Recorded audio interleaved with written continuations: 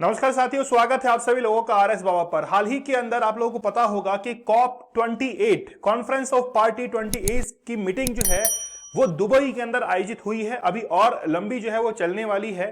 इसमें एक मुलाकात जो है वो बड़ी गरमाई हुई है और ये मुलाकात सुर्खियां बटोर रही है। ये मुलाकात दो देशों के अध्यक्ष के बीच में है। एक तरफ नरेंद्र मोदी हैं और दूसरी तरफ कतर के जो शेख हैं जिनका नाम है तमीम बिन हमाद अल थानी।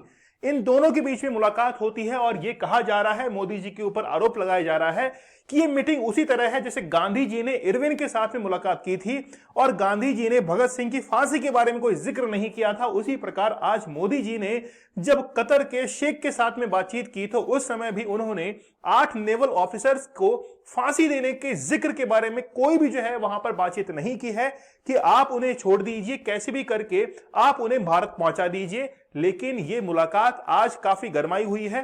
कहां पर? एक्स प्लेटफॉर्म पर, जिसका पहले नाम ट्विटर था। वहां पर मोदी जी ने ट्वीट किया कि अगर हम लोग on the sidelines of the COP 28 conference of party 28 summit in Dubai yesterday had the opportunity to meet H Sheikh Tamim bin Hamad the Amir of Qatar, we had a good conversation on the potential of bilateral partnership, ठीक है, and the well-being of the Indian community in other, मतलब वो हालचाल पूछ रहे हैं कि हमारी जो कम्युनिटी, जो इंडियन कम्युनिटी कतर के अंदर रह रही है, उनके हालचाल तो ठीक है। यहां पर इन्होंने जो नेवल ऑफिसर्स हैं उनके बारे में जिक्र तक नहीं किया कि क्या आप उनके ऊपर कार्रवाई करने जा रहे हैं, उन्हें आप कब तक छोड़ देंगे, इसके बारे में जिक्र नहीं है। गांधी जी के ऊपर कई बार ये आरोप लगते हैं कि अगर वो चाहते तो फिर इरविन से बातचीत करके भगत सिंह की, सुखदेव की और राजगुरु की फांसी को रुकवा सकते थे और यही एलिगेशंस आज भी महात्मा गांधी के ऊपर लगते आए हैं। ऐसा ही एलिगेशन आज प्रधानमंत्री नरेंद्र मोदी जी के ऊपर लग चुका है कि अगर वो चाहते तो इस मीटिंग के अंदर वो बात कर सकते थे नेवल ऑफिसर्स के लिए। लेकिन बहुत से तमाम जो व्यूअर्स हैं उनको मैं ये बता देता हूं कि गांधी जी ने उस समय बातचीत इसलिए नहीं की थी क्योंकि गांधी जी हमेशा अहिंसा का समर्थन करते थे, जबकि वो जो भारत की तरफ से लड़ रहे थे, क्रांतिकारी हम लोग उनको कह रहे हैं, उन्होंने हिंसा का सहारा लिया था।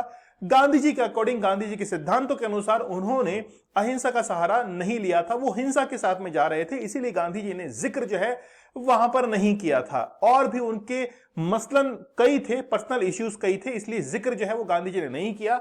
ठीक वैसा ही सीन जो है वो आज हम लोग देख पा रहे हैं। लेकिन आखिरकार ये नेवल ऑफिसर्स वहां पहुंच कैसे गए, मैं आप लोगों को ब्रीफ के अंदर थोड़ा सा कर देता हूं। यहां पर 8 former Indian navy officers Qatar के दोहा के अंदर उनको अरेस्ट किया जाता है। कहानी को हम लोग समझेंगे कि आखिरकार वो वहां पर पहुंचे ही क्यों, क्या उनके साथ में जिक्र हुआ है, क्यों उनको जेल भेज दिया गया है और आगने वाले समय में उनको फांसी क्यों लग सकती है। भारत के विदेश मंत्री एस जयशंकर, उन्होंने कई बार जो है वो ट्वीट किया इस चीज को लेकर, लेकिन अब ये भी जो है वो गुरेज कर रहे हैं कि हम इस बारे में कोई डिस्कशन नहीं करेंगे। जितने भी परिजन हैं नेवल ऑफिसर्स के, वो कई बार एस जयशंकर के साथ में मिल चुके हैं, लेकिन फिर भी कोई सॉल्यूशन नहीं निकल पा रहा है। हम लोग सॉल्यूशंस के बारे में बात करेंगे कि आखिरकार इस प्रॉब्लम का सॉल्यूशन क्या हो सकता है। यहां पर आप लोग 8 नाम जो है वो देख सकते हैं। इसके अंदर सबसे महत्वपूर्ण नाम कमांडर पुर्णेंदु तिवारी का है। ये पुर्णेंदु तिवारी वही व्यक्ति हैं जिनको प्रवासी भारतीय दिवस के दिन सम्मान मिल चुका है 2019 के अंदर, और अब जो है वो कतर की जेल के अंदर ये बंद है। आप लोग देख सकते हैं कि यहां पर गल्फ कंट्रीज के अंदर कतर एक देश शामिल है। छोटा सा देश है लेकिन इसकी करेंसी इतनी जबरदस्त है, यहां पर इतना ऑयल का प्रोडक्शन होता है, नेचुरल गैस का प्रोडक्शन होता है, जिसके सहारे आज ये एक देश जो है वो वर्ल्ड इकोनॉमी के अंदर काउंट होता है। अगर हम लोग कतर और इंडिया के रिलेशंस की बात करें तो $15 बिलियन का इंडिया और कतर के बीच में एक्सचेंज होता है। इसके साथ में ही एलएनजी की बात करें, लिक्विफाइड एनर्जी जो है गैस, उसको भारत इंपोर्ट करता है, एलपीजी को इंपोर्ट करता है। इसीलिए भारत जो है वो कई बार पेट्रोलियम प्रोडक्ट्स के लिए गल्फ कंट्रीज के ऊपर डिपेंड करता है। अगर हम लोग टोटल पॉपुलेशन की बात करें कतर की, उसमें से 25% इंडियन जो है वो रहते हैं कतर के अंदर, जो कि कई लैंग्वेजेस को बोलते हैं, जिसमें मलयालम है, तमिल है, उर्दू है, बंगाली है, हिंदी है, इंग्लिश है, गुजराती है, अरबिक है, तेलुगु है, कन्नड़ है, तमाम लैंग्वेज जो है वो बोली जाती है। इंडियन डायस्पोरा जो है वो बहुत बेहतरीन डोमिनेट करता है वहां पर। लेकिन हाल ही के अंदर कुछ घटनाएं ऐसी घटी हैं, भारत के नेवी ऑफिसर जो कि लगभग 53 या 54 साल की एज के अंदर रिटायर हो जाते हैं। बहुत से गल्फ कंट्रीज ऐसे हैं जो कि उनको ट्रेनिंग, यानी कि ट्रेनिंग दिलवाने के लिए, उनको नहीं, उनके जो सिटीजन्स हैं, कतर के जो सिटीजन्स हैं, उनको ट्रेनिंग दिलवाने के लिए भारत से नेवी ऑफिसर जो हैं उनको हायर किया जाता है, लेकिन कतर की गवर्नमेंट हायर नहीं करती है। वहां की एक प्राइवेट एजेंसी है जिसका जो है दाहरा, उसका नाम क्या है, Dahra global technologies and consultancy services. इसने इंडियन नेवी ऑफिसर्स को एज ए कॉन्ट्रैक्ट वहां पर हायर किया कि आप यहां पर आइए और यहां पर कतर के जितने भी ऑफिसर्स हैं, जितने भी सोल्जर्स हैं जो कि नेवी के अंदर भर्ती होना चाहते हैं, उनको यहां पर आकर ट्रेनिंग दीजिए, क्योंकि आपके भारत के अंदर नेवी ऑफिसर्स की ट्रेनिंग बड़ी जबरदस्त होती है। वही ट्रेनिंग आप लोग यहां पर आके देखिए दीजिए, क्योंकि ये जो है वो एक प्राइवेट एजेंसी है। यही प्राइवेट एजेंसी जब उनको ट्रेनिंग दे देती है कतर के नागरिकों को, तो फिर वो कतर की नौसेना के अंदर शामिल हो जाते हैं। ठीक है, इसीलिए वहां पर पहुंचते हैं और बहुत हाई पेमेंट इनका रहता है। पूर्णेंदु तिवारी, जिनको प्रवासी भारतीय सम्मान 2019 के अंदर मिल चुका है, यहीं से कहानी शुरू होती है 2022 अगस्त के अंदर, जब पूर्णेंदु तिवारी की बहन कॉल करती है भारत के विदेश मंत्रालय के अंदर कि इस तरीके से मुझे कॉल प्राप्त हुआ है जो कि मेरे भाई ने मुझे किया है, आप उनको छुड़वाइए क्योंकि कतर की जेल के अंदर वो बंद हैं। एक रात को अचानक से 8 जो नेवल ऑफिसर्स हैं उनको कतर की गवर्नमेंट के द्वारा अरेस्ट कर लिया जाता है, ये आरोप लगाकर कि कतर की कुछ सीक्रेट जो इंफॉर्मेशन से सेंसिटिव डिफेंस डील्स जो है उनका खुलासा जो है, यानी कि उनको आप लोगों ने डिस्क्लोज कर दिया है, इसलिए आप लोगों को अरेस्ट किया जाता है।